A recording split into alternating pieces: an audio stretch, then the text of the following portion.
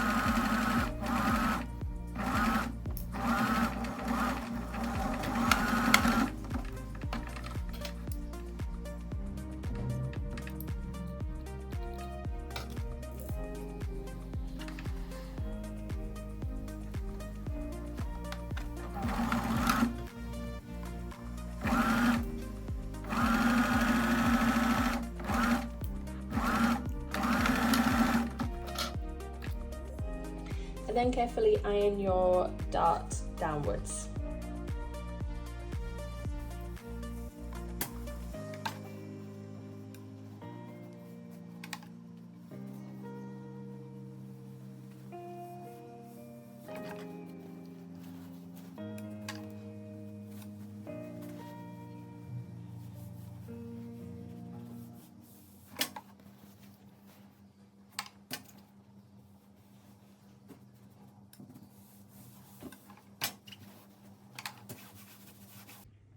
Next, we're going to take your back pieces, your inner and outer layer, and then we're going to lay them on top of each other with the right sides of your fabric facing, and then pin together along the top edge and the lower edge, and then stitch with a 1 centimeter seam allowance.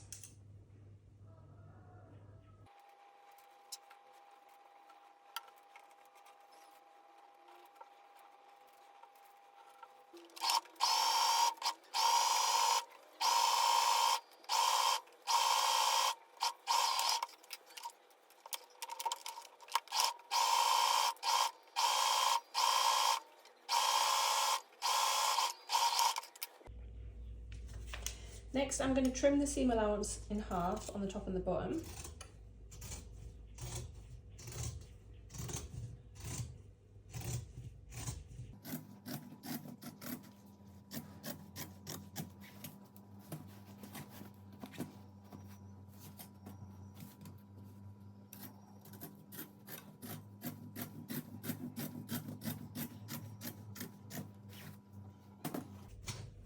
And then through one of the sides, you can turn it through the right way and then give it an iron.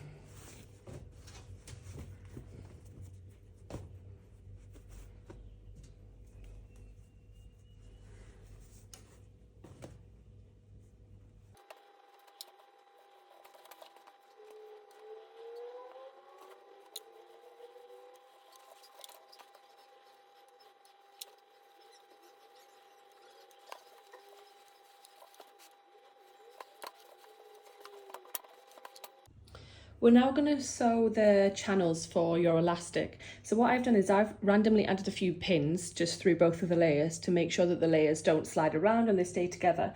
And I've gone along, and I'm not sure if the camera will pick it up. Let me just zoom in. And I've added a few markers for the lines following the notches on the edge. So as you see on the notches of the edge, you're going to be sewing 1 centimeter channels, and you've got 5 of them. So the first one is going to be 1 centimeter from the top and 1 centimeter from the bottom, and then you've got 3 center channels. So I've just gone along and I've just done a few markers to help me make sure that I'm keeping straight as I go. So I'm now going to sew my 5 channels following the notches on the side and my little marks that I've made along. And when you're sewing your channels, make sure that you're always starting at the same end. So when I reach this other end, I won't turn it around to start the new one. I will come back to this end and I'll always be starting my channels from this end.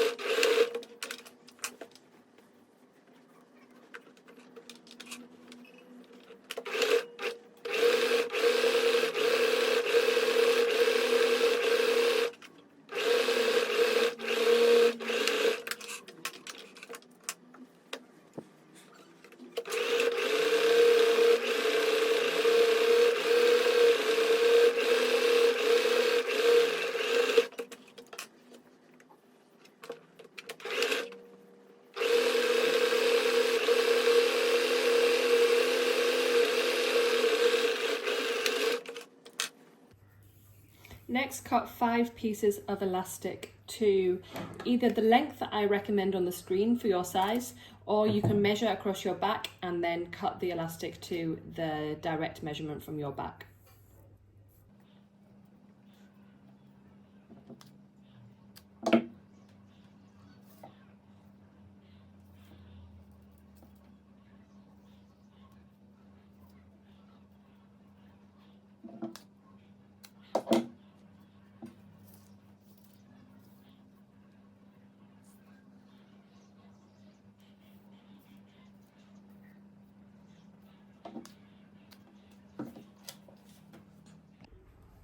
So now you can attach a safety pin to the end of your elastic, and you're going to use that to help you push it through your channel, and then repeat for all 5 of your channels. But just make sure that you're not, I'll actually do this for safety. I'm going to add a little pin to the end here. Just make sure that you don't pull this end inside your channel and then lose it, and then you have to start again. But once you have pulled it through, then you can secure it with a stitch from your machine at each end.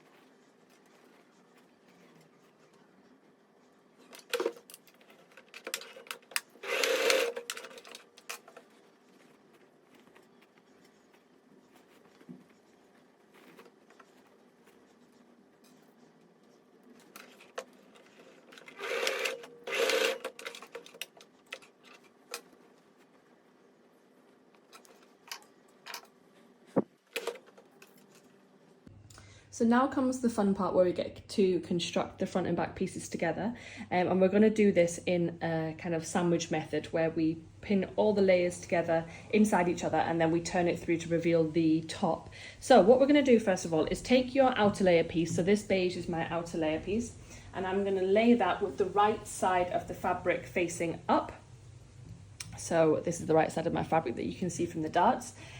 And then with your back piece, try to arrange your gathers so that the gathers aren't like pulling from the very edge, so they kind of start a little bit in, just so that this edge is sitting quite straight. And then we're going to lay it with the right side facing again against your front piece, and we're going to pin it to the side seam, but leaving a 1 centimeter seam allowance at the top of the front piece before you start pinning this back piece in place. And then at the hem also you'll have a 1 centimeter gap before the hem of the front piece.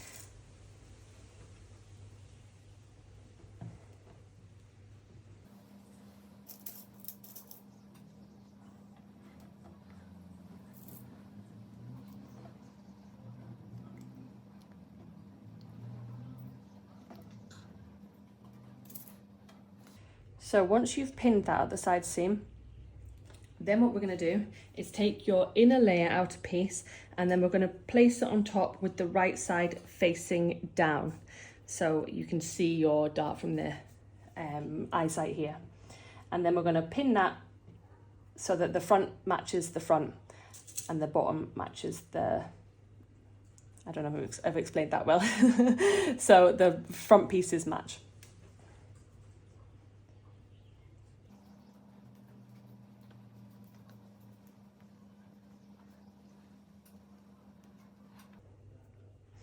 And then once we've got them pinned together, then we can go ahead and sew this side seam with a 1 centimeter seam allowance.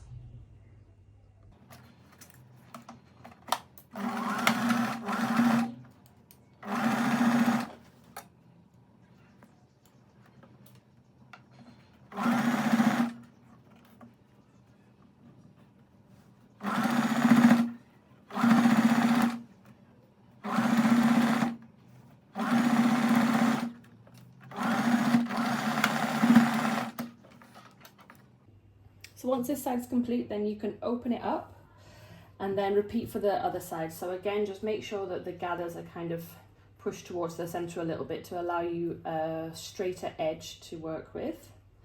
And then we are going to pin to the other side, leaving a 1 centimeter gap at the top before the back joins.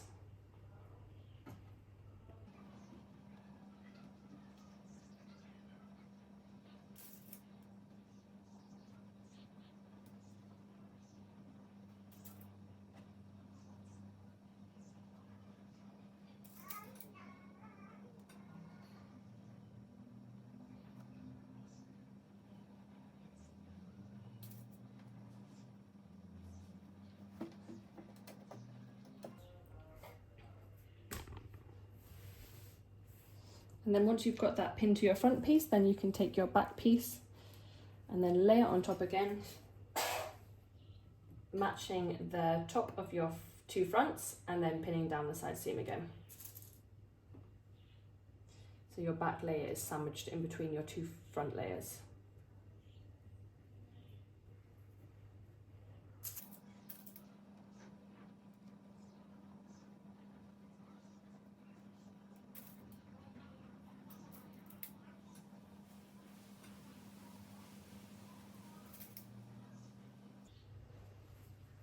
And then again, you can stitch this seam allowance with a 1 centimeter.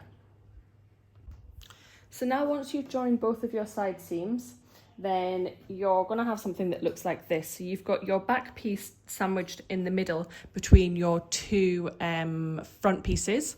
And now we're going to join this top edge of your front pieces. So the back piece is going to be pulling these in, so they're not able to sit flat right now, but that's fine. Just kind of pull them out and arrange your front pieces together, pinning them across this top edge.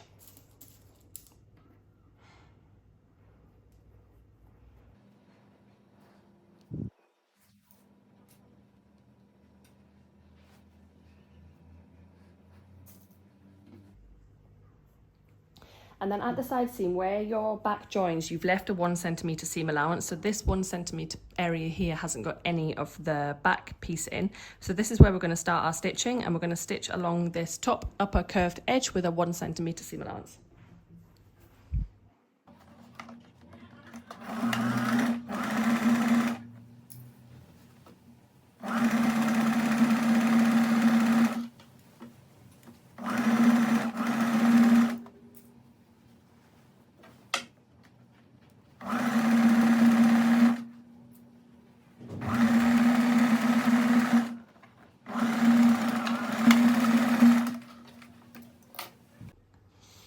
So now we're going to repeat the process for this bottom V. So I've pinned my front inner and outer layers together along this V. And again, at the side seam, you'll have a 1-ish centimeter gap before the back piece joins. So this is where you're going to start your stitching so that your side seams meet nicely. So we're going to start stitching here, and we're going to follow this V, lift up our foot but keep our needle in, and then sew up here. But before we reach this side seam point again, we're going to leave a gap in our stitching that is roughly 5 centimeters, and that's going to be our little hole that we pull the entire top through the right way around. So I'll go to my machine and I'll show you that as I do it. So starting where your back piece meets your side seam, this is where we're going to start our stitching for this bottom V. And then, like I said, we're going to leave a small gap in your stitching. So I'll do it now because you can do it at any point in this V, it doesn't matter. But once you've got going a little bit, I'm going to stop my stitching there. And then I'm going to start my stitching again where this pin is. So I've got a gap there that's roughly about 4 centimeters wide. And then I can just go ahead and stitch the entire rest of the length of this V.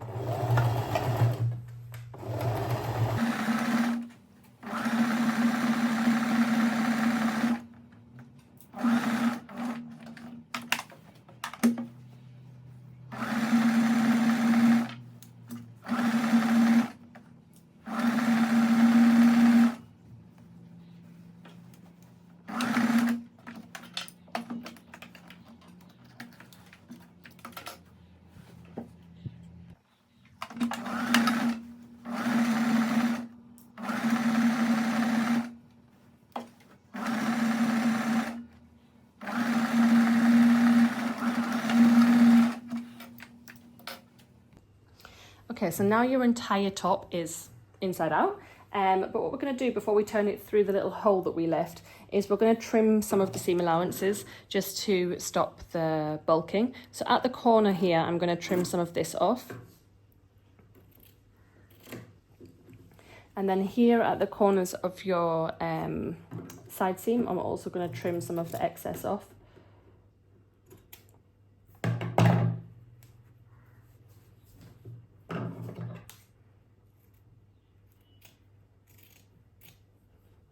And then here at the top side seam, also this corner, I'm going to cut the corner.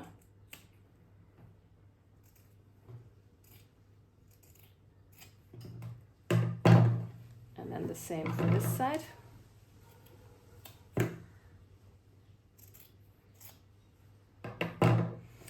And then what I'm going to do along all the edges that have a curve, which are the upper and lower edges actually, is I'm going to cut notches into the seam allowance. And what this does is it helps the curve sit nice and flat once you turn it through the right way. So to cut notches, what we're doing is we're just cutting in, kind of going as close to that stitch line as possible without actually stitching through it, and just going around the full curve and doing that.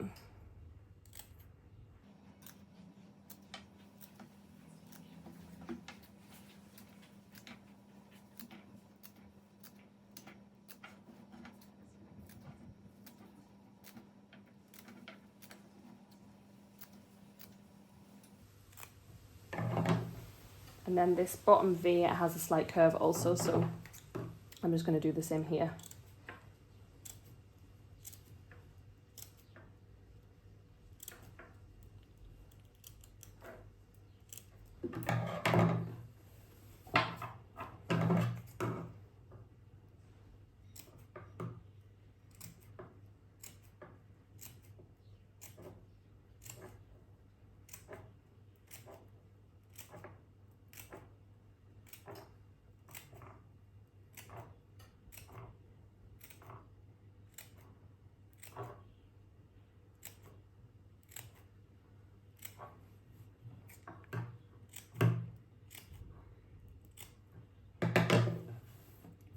So once you've cut all your corners and you've cut your notches, then you can turn your top through. So find the little hole that you've left in your stitching, and then we're going to use that to help you turn the entire thing through the right way.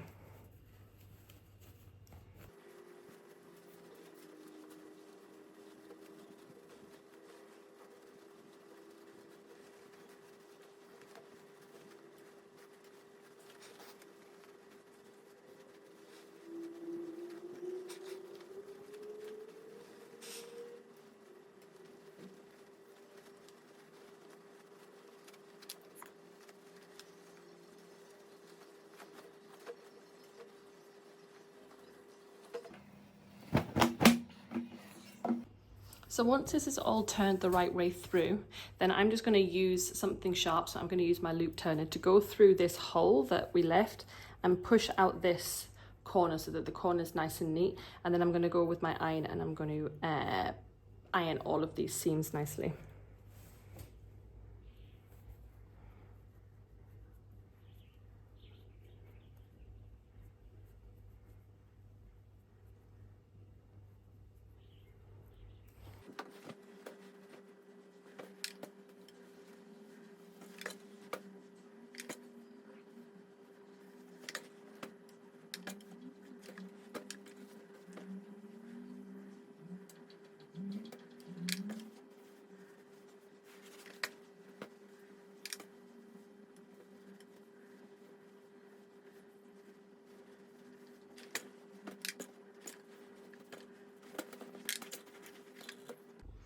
So once you're here, guys, you've pretty much finished your top. The only thing left to do is close this small gap in the stitching here.